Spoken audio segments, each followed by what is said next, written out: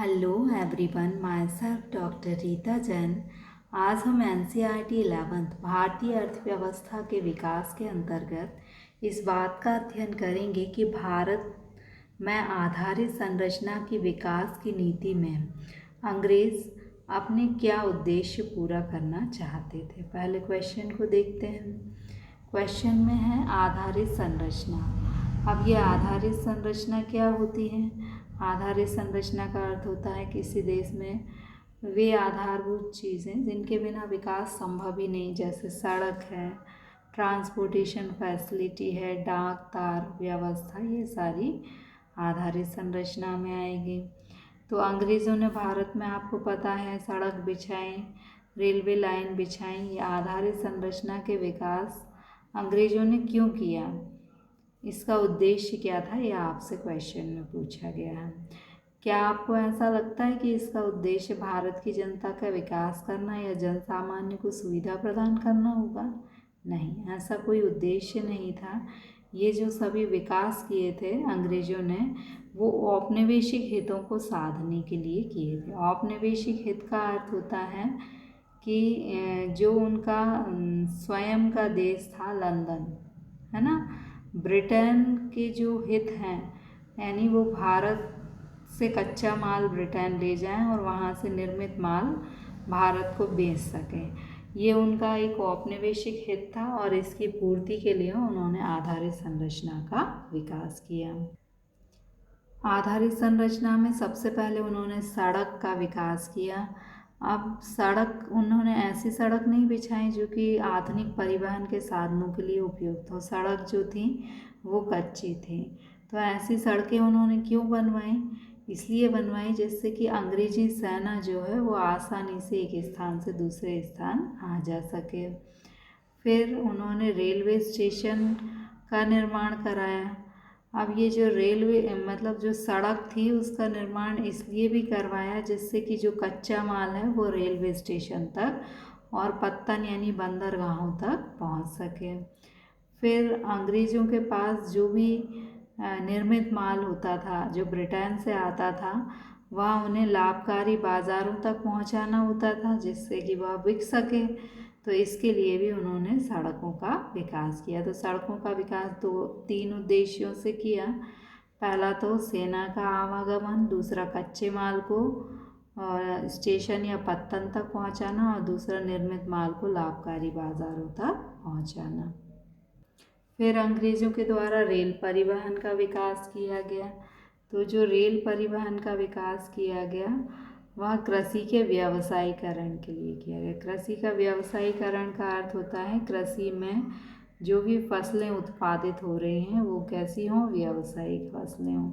जैसे नील की खेती, नील क्या थी, व्यावसायिक फसल थी, इसका कपड़े को रंगने के लिए प्रयोग होता था। तो कृषि का व्यवसायीकरण तो हुआ, लेकिन इसका परिणाम क्या निकला कि भारत में खाद्यान्न की कमी होने लगी।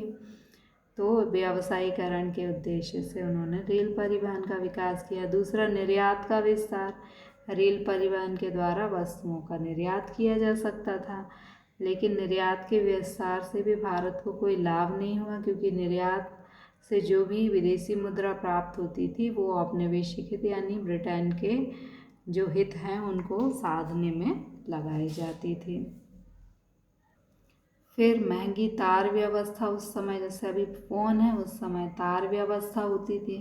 ये जो तार व्यवस्था थी बहुत महंगी थी, लेकिन इसका विकास कानून व्यवस्था को बनाए रखने के लिए किया गया। यानी कहीं कोई उपद्रव हो रहा है, क्रांतिकारी गतिविधि हो रही है, तो तार के द्वारा वह सूचना मिल सके, इसलिए तार व्यवस्था का विकास किया गया। इसके अतिरिक्त जल परिवहन और डाक व्यवस्था का भी विकास किया गया, लेकिन ये बहुत ही अपर्याप्त है। डाक व्यवस्था जन सामान्य के लिए थी लेकिन अपर्याप्त थी। जल परिवहन का विकास हुआ, लेकिन रेल परिवहन के कारण इनका अधिक विकास नहीं हुआ, क्योंकि रेल परिवहन से ही अधिकांश ज़रूरतें पूरी हो जाती थी। Question number 7. What did the British want to fulfill their objective with the policies of infrastructure development based in India? India में जो ब्रिटिशर्स थे उन्होंने इंफ्रास्ट्रक्चर बेस डेवलप किया। तो उनका क्या ऑब्जेक्टिव था, क्या उद्देश्य था। उनके उनका उद्देश्य कॉमन पीपल को फैसिलिटी प्रोवाइड करना नहीं था, बल्कि जो सर्व कॉलोनियल इंटरेस्ट यानी जो औपनिवेशिक हित थे उनको साधना उनका उद्देश्य था। First objective for development of road transport. सबसे पहले उन्होंने रोड ट्रांसपोर्ट का डेवलपमेंट किया, तो इसका ऑब्जेक्टिव क्या था, provide facility to movement of English army within the country. ये जो रोड ट्रांसपोर्ट था उसके थ्रू जो ब्रिटिश आर्मी है वो पूरी कंट्री में मूव कर सके, इसलिए उन्होंने विकास किया रोडों मतलब जो रोड ट्रांसपोर्ट था उसका। फिर transporting raw material to the nearest railway station और पोर्ट, मीन्स जो रॉ मटेरियल था वो नियरेस्ट रेलवे स्टेशन तक पहुंच सके या फिर पोर्ट यानी बंदरगाह तक पहुंच सके। Transporting British good to large market of India, Britain की जो फिनिश गुड होती थी वो इंडिया के लार्ज मार्केट में पहुंच सके, इसलिए जो है रोड ट्रांसपोर्टेशन का डेवलपमेंट किया गया।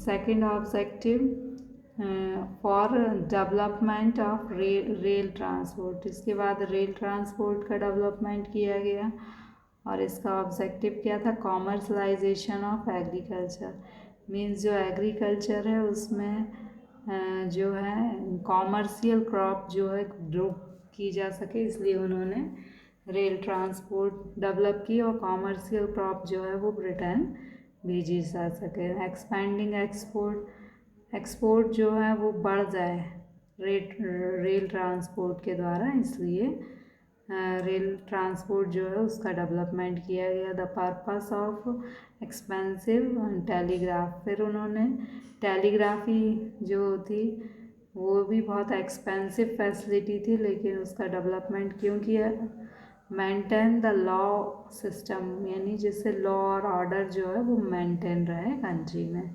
Decide water transport and postal system were developed, इसके अलावा वाटर ट्रांसपोर्ट और पोस्टल सिस्टम को भी डेवलप किया गया, but they are very inadequate, परंतु वे क्या थे, बहुत ही अपर्याप्त थे, जनता की ज़रूरत ज़्यादा थी और वे बहुत कम थे।